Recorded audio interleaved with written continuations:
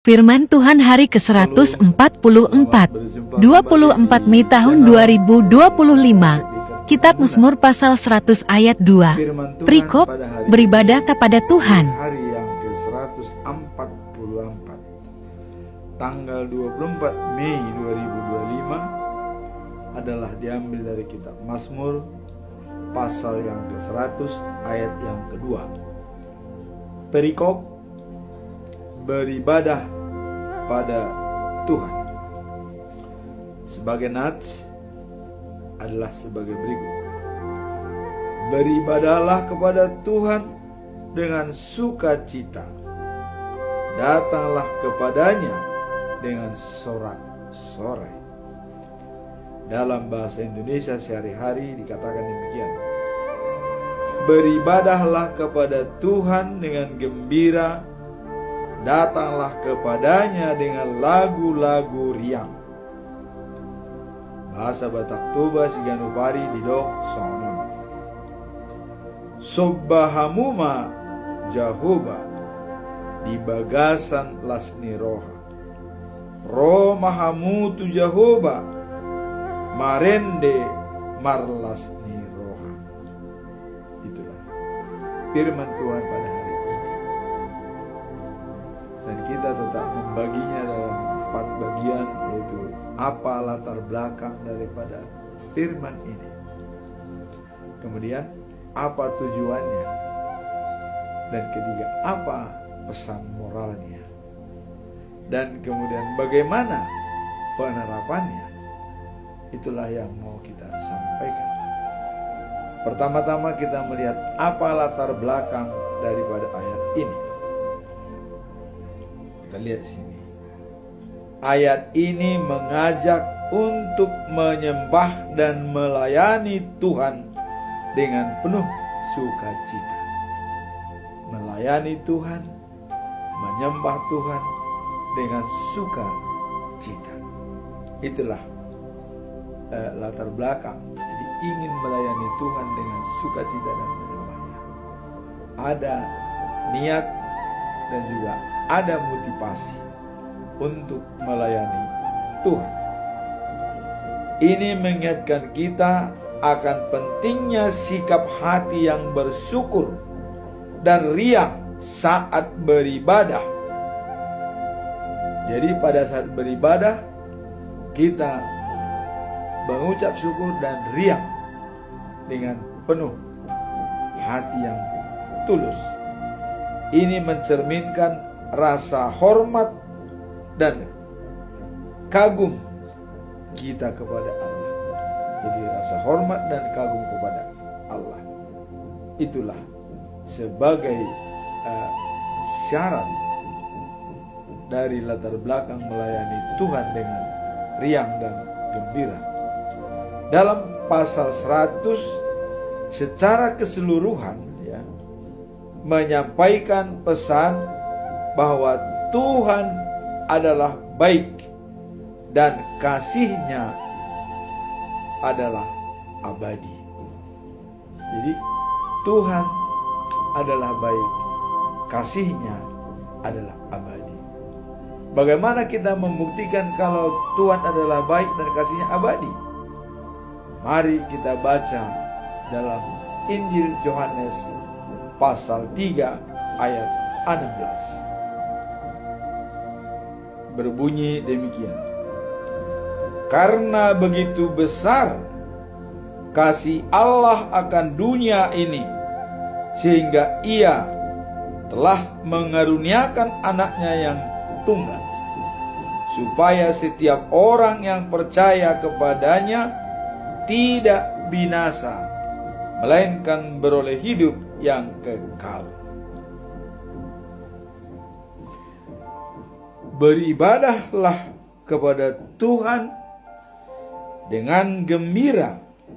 Datanglah kepadanya dengan lagu-lagu riang. Ini adalah pengakuan kita akan kebaikan Tuhan. Adalah menjalin komunikasi dengan Tuhan. Hal ini melengkapi ibadah sejati kita. Apa ibadah sejati?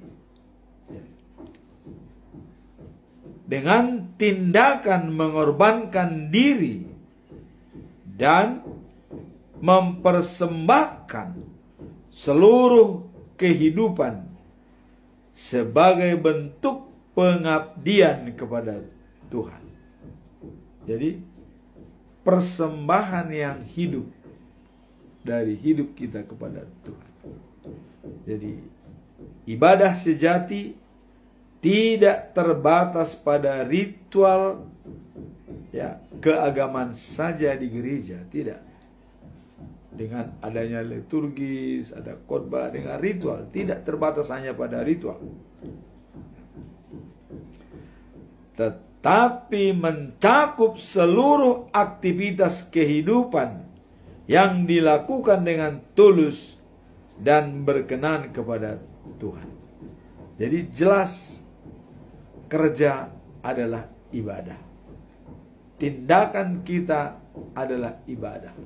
Apapun yang kita lakukan adalah merupakan ibadah.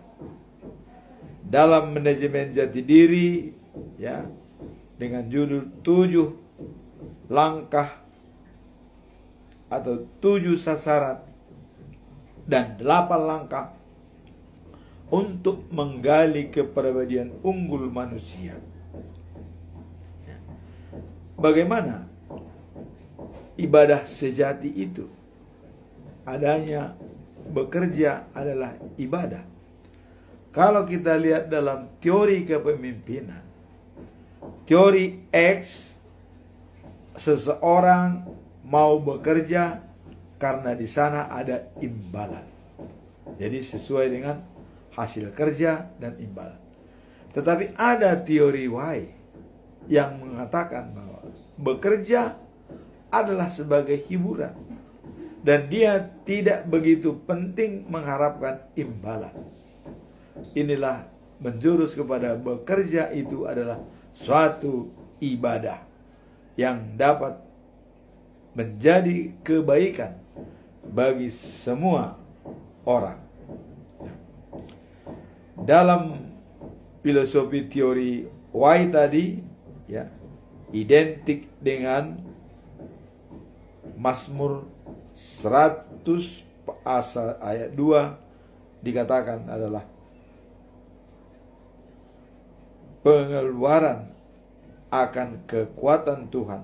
Jadi adanya pengakuan atas kekuatan Tuhan sebagai sumber kehidupan pengharapan dalam hidup yang kekal. Jadi itulah ibadah sejati adalah tidak terbatas pada ritual-ritual saja, tetapi semua tindakan kita adalah merupakan ibadah sejati. Dengan demikian latar belakang daripada ayat ini adalah karena begitu besar kasih Allah akan dunia ini sehingga ia mengaruniakan anaknya yang tunggal supaya barang siapa percaya kepadanya tidak binasa dan beroleh hidup yang kekal. Akibat kasih Allah itulah maka kita diwajibkan untuk beribadah kepada Tuhan dengan sukacita dan datang ke hadapannya dengan sorak-sorai, dengan riang gembira. Itulah latar belakang daripada perikop ini. Sekarang kita masuk di dalam tujuan daripada pemazmur ini. Apa tujuannya membuat ayat ini, perikop ini, bahwa beribadah pada Tuhan? Tujuannya adalah melayani Tuhan dengan sukacita dan bersyukur kepadanya. Ini mencerminkan semangat umat Kristen untuk menghormati dan memuliakan Tuhan dalam setiap aspek kehidupan, termasuk dalam cara kita beribadah dan berinteraksi dengan sesama sebagai wujud dari Injil Markus pasal 12 ayat 30 sampai 31. Apa dikatakan? Hukum yang pertama, kasihanilah Tuhan Allahmu dari segenap jiwamu, dari segenap hatimu, dari segenap kekuatanmu, dan dari segenap akal budimu. Penuh jiwa, hati, akal budi, dan kekuatan. Lengkap untuk memuji dan memuliakan Tuhan dan mengasihani Tuhan. Kemudian yang kedua, karena kasihanilah sesamamu seperti dirimu sendiri. Jadi dengan interaksi kita dengan orang lain, itu bisa dikatakan menjalankan karakter Allah, yaitu kasih. Nah, dalam Mazmur pasal 50 ayat 23 dikatakan, ya, siapa yang mempersembahkan syukur sebagai korban bakaran, ia memuliakan aku, kata Tuhan. Jadi mempersembahkan syukur sebagai korban, dia memuliakan Allah. Dan Allah akan membalasnya pada saat life after life, the new of Jerusalem. Itulah tujuan daripada perikop ini. Sekarang kita masuk dalam pesan moral. Apa pesan moral daripada Mazmur pasal 100 ayat 2?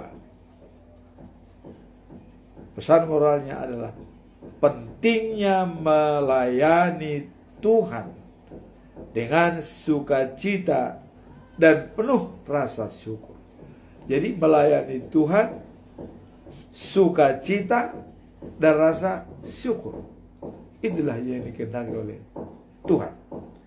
Nah, ini mencerminkan sikap kedekatan kita dengan Tuhan, di mana, ya, pelayanan yang dilakukan dengan hati yang gembira menunjukkan komitmen kita terhadapnya. Jadi dengan hati yang gembira melayani adalah merupakan komitmen kita terhadap Tuhan.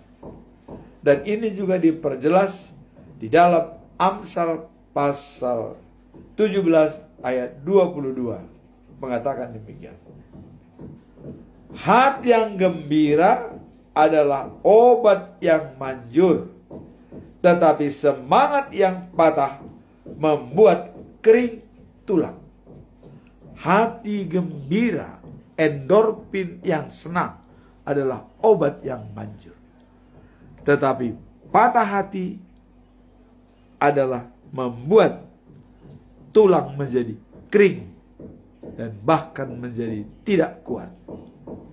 Jadi itulah dikatakan dalam Amsal 17 ayat 22.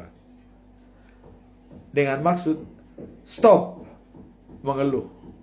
Jangan lagi kita mengeluh atau merengek-rengek, ya. Itu yang mau disampaikan. Tidak lagi kita mengeluh dan stressing and energize. Kalau kita menghadapi stres, tekanan dari manapun, kita bukan loyo, tapi kita semakin bersinergi, semakin kuat. Bukan stressing and death. Dengan stres kita jadi putus asa. Tidak. Tapi stressing adalah awal menjadi bangkit kembali dari keterpurukan kita. Nah, sekarang dalam Kolose, ya, pasal 3 ayat 23 adalah merupakan pondasi yang kuat dalam hidup kita untuk melaksanakan Mazmur 100 ayat yang kedua. Di dalam Kolose pasal 3 ayat 23 dikatakan, bekerjalah sepenuh hati dengan tulus, dan seolah-olah kita bekerja adalah untuk Tuhan, bukan untuk manusia.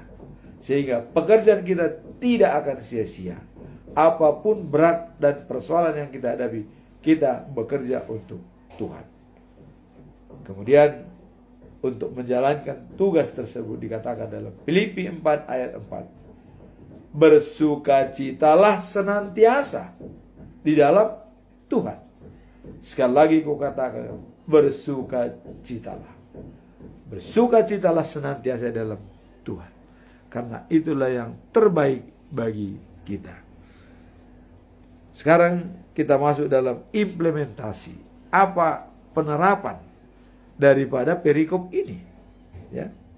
Mazmur pasal 100 ayat 2 dikatakan, mengajak kita untuk melayani Tuhan dengan setia, ya, dan selalu mendahulukan kasih dan mengabdi dengan penuh kegembiraan. Jadi setia, kasih, dan pengabdian yang didasari dengan kegembiraan.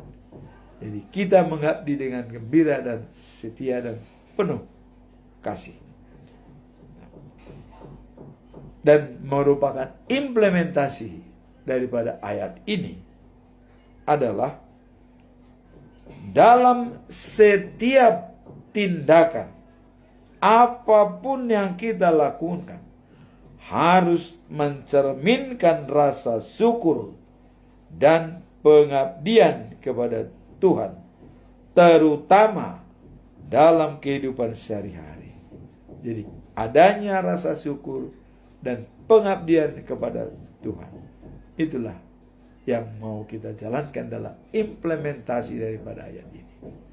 Dan sebagai pedoman kita dalam menjalankan perikop tersebut adalah dalam kitab Mazmur pasal 50 ayat yang ke-23.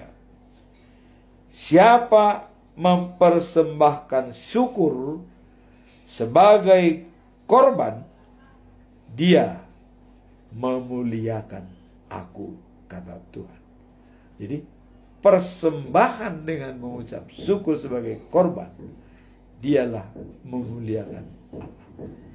Dan Allah akan membalasnya dengan baik pada waktu life after life, the new of Jerusalem. Hidup setelah kehidupan saat itu di Yerusalem yang baru. Kemudian dalam penerapannya tetap dalam Amsal 17 ayat 22 bahwa hati yang gembira obat yang manjur, tapi hati yang patah adalah merusak dan membuat tulang kita menjadi kering. Dan Kolose 3:23 bekerja untuk Tuhan dan bukan untuk manusia. Kemudian Filipi 4 ayat 4, bersukacitalah senantiasa dalam Tuhan. Sekali lagi katakan, bersukacitalah, kata Rasul Paulus. Demikianlah firman Tuhan pada hari ini. Semoga bermanfaat untuk meningkatkan spiritual capital kita sendiri. Amin. Tuhan memberkati.